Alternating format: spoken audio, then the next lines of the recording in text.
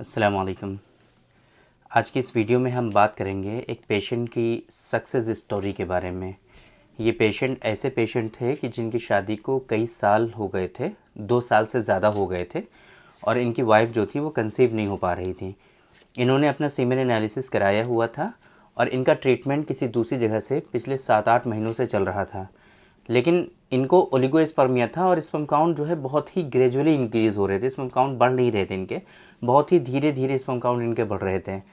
इसके बाद इन्होंने जब लास्ट टाइम स्पर्म काउंट कराया लास्ट मंथ, है ना, जिसकी रिपोर्ट अभी हम आपको दिखाएंगे, तो उसमें इनको अचानक एजोस्पर्मिया डायग्नोज हो गया था। एजोस्पर्मिया, स्पर्म काउंट बिल्कुल ख़त्म हो गए थे।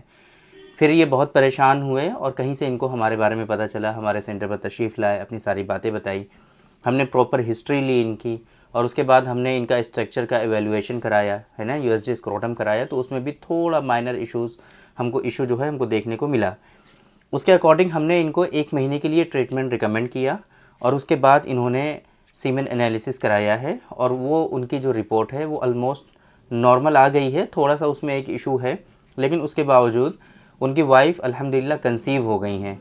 ये हमारे एक पहले पेशेंट थे जो हमारे सेंटर पर इस तरह से कंसीव होने के बाद तशरीफ़ लाए। इससे पहले बहुत सारे पेशेंट ने हमें कॉल पर बताया था, है ना, मैसेज किया था या फिर उन्होंने अपॉइंटमेंट बुक करके भी कंसल्ट किया है। बहुत सारे पेशेंट ऐसे हैं जो इस तरह से करते हैं, लेकिन ये क्योंकि ये लोकल के पेशेंट थे तो लोकल के पेशेंट जो है बहुत मतलब ऐसा होता है कि वो आते नहीं हैं और ज़्यादातर पेशेंट ऐसे होते हैं कि जिनका ट्रीटमेंट हो जाता है फिर वो दिखाई नहीं देते हैं। लेकिन ये पेशेंट हमें बहुत अच्छा लगा। ये पेशेंट हमारे सेंटर पर कल तशरीफ़ लाए, बाकायदा इन्होंने अपॉइंटमेंट बुक किया, फिर कंसल्ट किया, आए हमारे पास, फिर इन्होंने बताया कि हमारी वाइफ कंसीव हो गई हैं और शुक्रिया अदा किया काफ़ी। तो बहुत अच्छा लगा हमें। तो इस तरीके से अगर आप लोगों को भी बेनिफिट जिन लोगों को होता है वो लोग बता ज़रूर दिया करें।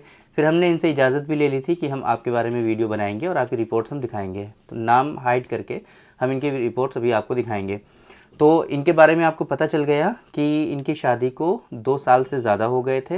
ये बहुत परेशान थे, स्पर्म काउंट इनका कम आ रहा था। ये ट्रीटमेंट जो है होम्योपैथ में ले रहे थे काफ़ी टाइम से, 5-6 महीने से ट्रीटमेंट ले रहे थे, लेकिन इनका स्पर्म काउंट जो था वो बहुत ही ग्रेजुअली इंक्रीज़ हो रहा था। फिर लास्ट में आकर के स्पर्म काउंट उनका 0 हो गया था।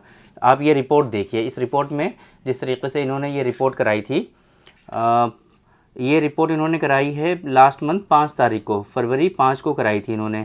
तो ये रिपोर्ट लेकर के हमारे पास आए थे जिसमें क्लियरली ये चीज़ मेंशन थी कि नो डेड और अलाइव स्पर्म सीन, न जिंदा न मुर्दा किसी भी तरह का कोई भी स्पर्म इस रिपोर्ट में इनको नहीं मिला था और थोड़ा सा 4 से 6 पस सेल्स आ रहे थे इनके सीमेन एनालिसिस में। तो ये एक तो ये, दूसरा ये कि इनका अचानक स्पर्म काउंट ख़त्म क्यों हो गया, इसको जानने के लिए जब हमने इनका यूएसजी स्क्रोटम कराया था तो उसमें थोड़ा सा इशू आया था, बहुत मेजर इशू नहीं था, बट उसको भी क्योर करने के लिए हमने मेडिसिन उनको रिकमेंड कर दी थी। उसके बाद इन्होंने एक दूसरी जांच कराई। जब ये दूसरी जांच इन्होंने कराई है 3 मार्च 2025 को, जिसको लेकर के ये हमारे पास कल आए हैं। इस रिपोर्ट में आप देख सकते हैं जो कि पिछले महीने में 0 इनका स्पर्म काउंट आ रहा था, वो इस महीने इनका 66 मिलियन काउंट आ रहा है और मोटाइल स्पर्म जो है वो 52% है। इनकी मोटेलिटी भी सही है, काउंट भी सही है और एबनॉर्मल मॉर्फोलॉजी 30% है, बहुत ज़्यादा नहीं है ये, है ना, चल जाएगा। और जाहिर सी बात है कंसीव भी हो जाता है। एग्लूटिनेशन इसमें प्रेजेंट आ रहा है, ये थोड़ा सा परेशानी वाली बात है। और चूँकि इनको एक बच्चा भी हो गया है, मतलब अभी हुआ नहीं है, वाइफ कंसीव हो गई हैं, तो इंशाल्लाह बच्चा हो जाएगा। तो अभी एग्लूटिनेशन का ट्रीटमेंट हमने इनको रिकमेंड नहीं किया है, क्योंकि ये चीज़ें ऐसी होती हैं, वेरिकोसील है, एग्लूटिनेशन है, पस सेल्स हैं, ये सारी चीज़ें जो है रिपीटेडली हुआ करती हैं। तो अगर हम ये ट्रीटमेंट इनको अभी रिकमेंड कर देंगे तो 1 महीने में ये ठीक तो हो जाएगा, लेकिन ये जब बेबी प्लान करेंगे उस टाइम पे ये फिर से ये परेशानी होगी इनको, तो ये ट्रीटमेंट फिर से करना पड़ेगा। आज ये ठीक हो जाएंगे, लेकिन 2-3 साल के बाद, 4 साल के बाद जब ये दोबारा प्लान करेंगे तो उस वक्त ये परेशानी इनके सीमेन एनालिसिस में फिर से आ जाएगी, तो उस वक्त उनको फिर से ट्रीट करना पड़ेगा। तो आज ट्रीटमेंट लेने से कोई फ़ायदा नहीं है। हमने इनको मना कर दिया कि अभी ट्रीटमेंट मत लीजिए, आप इंजॉय करिए, रिलैक्स रहिए, और मुबारकबाद दी हमने इनको। तो यही दिखाना था आप लोगों को कि किस तरीके से यूनानी system of medicine, Ayurvedic system of medicine, herbal दवाओं के थ्रू किस तरीके से लोगों को अल्हम्दुलिल्लाह फ़ायदा होता है, लोगों को शिफा मिलती है। तो आप लोग, हमारे पास बहुत सारे पेशेंट आते हैं जिनको एजोस्पर्मिया होता है। अब बहुत सारे पेशेंट तो ऐसे होते हैं डायरेक्टली क्वेश्चन करते हैं कि कितने दिनों में ठीक हो जाएगा। ऐसे डायरेक्ट बता पाना मुमकिन नहीं होता है कि कितने दिनों में ठीक हो जाएगा। आप ट्रीटमेंट तो एटलीस्ट स्टार्ट करिए। बहुत सारे लोग जो होते हैं वो ट्रीटमेंट स्टार्ट नहीं करते हैं, और बहुत सारे लोगों को हम खुद भी नहीं करना चाहते हैं, क्योंकि वो ऐसा मुंह बना करके आते हैं कि मतलब भरोसा भी नहीं होता उनको। तो ऐसा ज़बरदस्ती कोई तो कर नहीं सकता है ना आपके साथ कि नहीं आप ट्रीटमेंट करो ही।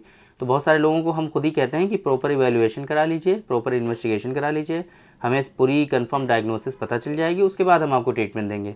बहुत सारे पेशेंट हमारे पास आते हैं, हम उनको ट्रीटमेंट दे सकते हैं। एज़ोस्पर्मिया है तो एज़ोस्पर्मिया में एज सुन एज़ पॉसिबल आपको ट्रीटमेंट मिलना चाहिए, ताकि स्पर्मेटोजेनेसिस को सपोर्ट मिले।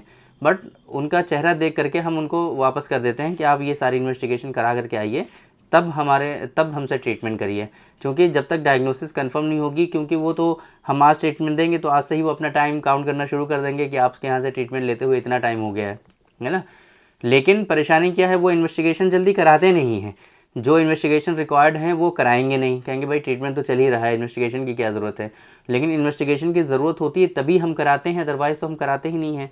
और बहुत ही मिनिमम इन्वेस्टिगेशन कराते हैं, किसी एक कोई ख़ास लैब में भी नहीं कराते हैं। हम आपको इजाज़त देते हैं, बहुत दूर दूर के पेशेंट होते हैं तो हम आपको इजाज़त देते हैं कि आप जहाँ पर बेहतर समझें वहाँ से इन्वेस्टिगेशन करा करके हमको दिखाइए। तो जांचें कराना बहुत इंपॉर्टेंट है, ताकि आपकी डायग्नोसिस कंफर्म हो सके कि आपको परेशानी जो है वो कौन सी है। एज़ोस्पर्मिया के बारे में तो आप जानते ही हैं, अक्सर हम बताते रहते हैं एज़ोस्पर्मिया कितनी तरीक़े का होता है, तो वो सारी बातें रिपीट नहीं करेंगे। अल्हम्दुलिल्लाह अल्लाह का बड़ा करम हुआ कि ये पेशेंट 1 महीने में ही हमारे यहाँ से ठीक हो गए। शिफ़ा देने वाली ज़ात अल्लाह की है, अल्लाह ही शिफ़ा देता है, अल्लाह ही सब कुछ करता है, बस हम एक बीच में ज़रिया हैं। ज़ाहिर सी बात है ना, शिफ़ा देने वाली ज़ात जो है वो अल्लाह ही की है। तो इनको 1 महीने में अल्लाह ताला ने शिफ़ा दे दी, तो इनको काफ़ी ज़्यादा मुबारकबाद। और इनका जो बच्चा हो नेक हो, वही है ना, सही हो, और सारी प्रेगनेंसी इनकी जो है इनकी वाइफ़ की वो अच्छे से हो जाए, बस यही हमारी इनके लिए शुभकामनाएँ हैं, मेरी दुआएँ हैं। तो उम्मीद करते हैं कि आज की ये जो वीडियो है आप लोगों के अंदर कॉन्फिडेंस लाएगी। बहुत सारे पेशेंट जो शक में मुब्तला रहते हैं कि पता नहीं होता है इलाज कि नहीं होता है, तो उन लोगों को आज के इस वीडियो से ज़रूर फ़ायदा हुआ होगा, और जो इन्फॉर्मेशन हम आप लोगों को देना चाहते थे वो आप लोगों को ज़रूर पहुंची होगी।